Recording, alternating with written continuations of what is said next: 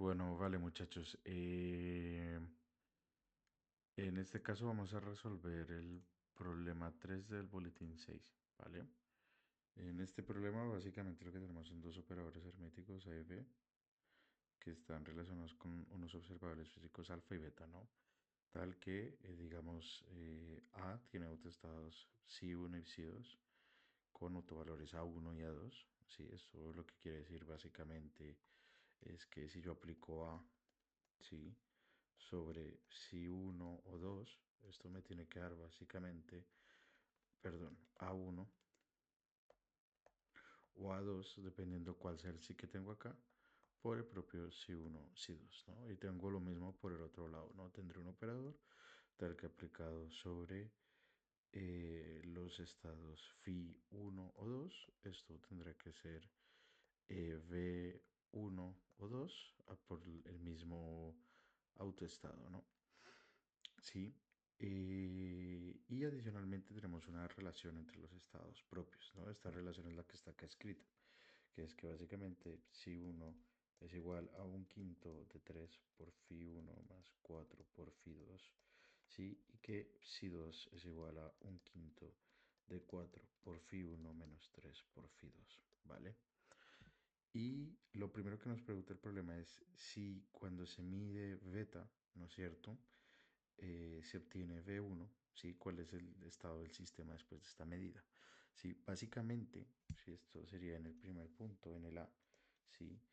Si yo cuando mido sobre un estado físico, ¿sí? Y digamos encuentro un autovalor de un operador, básicamente lo que está diciéndome eso es que ese estado físico está en un autoestado de ese operador. Entonces, si estoy en un autoestado cuyo autovalor digamos, que aplico B, o sea, aplico el operador B y eso me da V1, eso básicamente significa que el autoestado en el que está el estado físico va a ser Phi 1, ¿no es cierto? Porque tengo eso, un autovalor V1, ¿no? Luego me preguntan si a continuación se mide alfa e inmediatamente de nuevo beta, ¿cuál es la probabilidad de que se obtenga V1 en la segunda medición de beta, ¿no?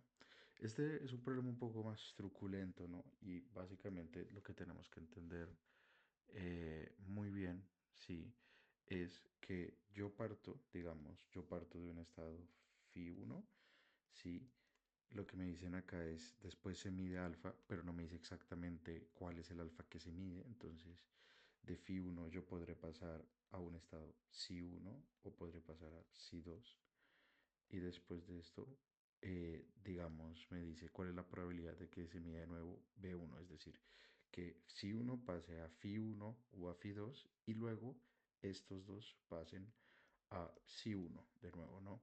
Y si esto lo hubiera como un árbol de probabilidades, pues básicamente tendría pues dos probabilidades, ¿no? Tendría Phi 1 yendo a Psi 1 y Psi 1 volviendo a Phi 1 o Phi 1 yendo a Psi 2 y Psi 2 yendo a Phi 1, ¿no? Y al final, digamos que este va a ser un camino, ¿sí? Y este va a ser otro camino, ¿vale? Y al final tendré que calcular la probabilidad de que pase el camino azul y sumarlo a la probabilidad de que pase el camino rojo, ¿no? Básicamente, la probabilidad total de que esta situación pase va a ser la suma sobre i de uno y 2, ¿no es cierto? Sobre uno y 2 de la probabilidad de que phi 1 vaya a psi 1 y que, perdón, de que phi vaya a un phi sub i, donde i puede ser uno o 2, y que phi sub i vaya a phi 1, ¿no? Y básicamente esta sería la probabilidad, ¿no? Ahora, yo tengo que saber que esta probabilidad, digamos la probabilidad de que phi 1 vaya a psi y luego este vaya a un phi 1, pues básicamente va a ser primero la probabilidad de que phi 1 evolucione a psi y esto multiplicado por la probabilidad de que psi vaya a phi 1 de nuevo, ¿no? Em, y digamos que estas probabilidades yo las puedo calcular a partir de los productos internos. ¿Por qué? Porque la probabilidad de que phi 1 vaya a psi 1 simplemente va a ser la norma al cuadrado del producto interno entre psi con phi 1, ¿no es cierto? Todo esto al cuadrado.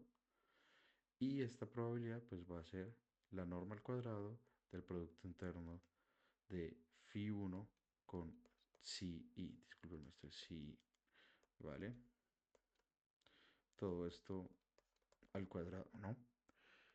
Eh, y ya estaría, ¿no? Digamos que estas serían las probabilidades. Ahora, ¿cómo calculo esas probabilidades, no? Bueno, yo puedo hacer varios trucos, ¿no? Uno de los primeros trucos que puedo hacer es, a partir de estas relaciones, por ejemplo, reescribir phi 1 y phi 2 en términos de psi, ¿sí? Y si uno lo hace, uno puede llegar, y esto está, digamos, en las notas, ¿no? De la resolución del ejercicio en el aula virtual, que ya les digo que phi 1 es igual a 3 por psi 1 más 4 por psi 2 sobre 5 y que phi 2 es igual a 4 por psi 1, 4 por psi 1 menos 3 por psi 2 sobre 5, ¿no? Y yo lo que debo de saber es básicamente que hay una relación de ortogonalidad entre los psis y los phis, es decir, phi 1, el producto interno de phi 1 con phi 1 es 1, el producto interno de phi 1 con phi 2 es 0, ¿no es cierto? Y lo mismo va a pasar para los psis. Psi 1 con psi 1 es 1, psi 1 con psi 2 es 0, ¿sí? Psi 2 con psi 2 es 1, ¿no? Y acá me hizo falta phi, 1, phi 2 con phi 2 es igual a 1, ¿no? Porque estos son estados normalizados, ¿no? Si no estoy mal. Sí, mira, acá dice estados propios normalizados. Eso a lo que se refiere es eso, que su producto interno del con el mismo es 1, ¿vale? Y nada, digamos, voy a calcular uno para que se vea cuál es la idea y ya luego coloco el resto de los resultados, ¿no? Por ejemplo, si yo quiero calcular psi 1 con phi 1, ¿sí?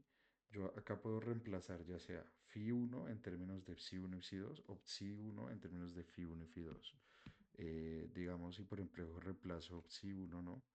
Esto simplemente sería pues el producto interno de un quinto, ¿sí? De 3 phi 1 más 4 phi 2, ¿no es cierto? Y esto producto interno phi 1. Pero el producto interno es una aplicación lineal. Eso significa que, digamos, la multiplicación sale del producto interno y el producto interno se reparte en la suma. Es decir, básicamente esto será 3 quintos del producto interno de phi 1 con phi 1, ¿no es cierto? Más 4 quintos del producto interno de phi 2 con phi 1. Pero phi 2 y phi 1 son ortogonales, esto da 0, ¿sí? Y phi 1 con phi 1 da 1, entonces esto simplemente es 3 quintos, ¿no? De igual manera uno puede demostrar que esto también es igual al producto interno de phi 1 con psi 1, ¿sí? Y que de forma simultánea, ya esto sí que no lo voy a hacer, pero se entiende cuál es la lógica, psi 2 con phi 1 es igual a psi 1 con phi 2, que es igual a 4 quintos, ¿vale? Y nada, teniendo ya esto claro, ahora sí podemos calcular la probabilidad, ¿no? ¿Por qué? Porque entonces la probabilidad, ¿no es cierto?, que habíamos hablado antes, básicamente sería la norma al cuadrado de el producto interno de phi 1 con psi 1 al cuadrado por el producto interno al cuadrado de phi 1 con psi 1 al cuadrado más la norma al cuadrado del producto interno de psi 2 con phi 1 al cuadrado por la norma al cuadrado del producto interno de phi 1 con psi 2 al cuadrado, ¿sí? Y reemplazando los valores numéricos que les mostré ahorita, ¿sí? Básicamente esto les va a dar 3 quintos a la cuarta, todo este término de acá y todo este término de acá les va a dar 4 quintos a la cuarta. Y si lo suman todo, esto básicamente les da 337 sobre 625 que al final es 0,53. ¿No? Noten que es un problema sencillo de simplemente utilizar ortogonalidad y normalización de los estados, de los autoestados de un operador. ¿No? Por último, me dicen, ¿qué pasa si ahora medimos alfa? ¿Cuál es la probabilidad de obtener A2, ¿no?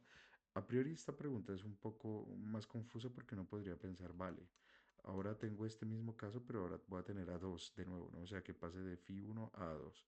Pero no, la realidad es que, digamos, en el enunciado lo que hace referencia es más bien a calcular cuál es la probabilidad de pasar de un estado inicial Phi 1 a un estado donde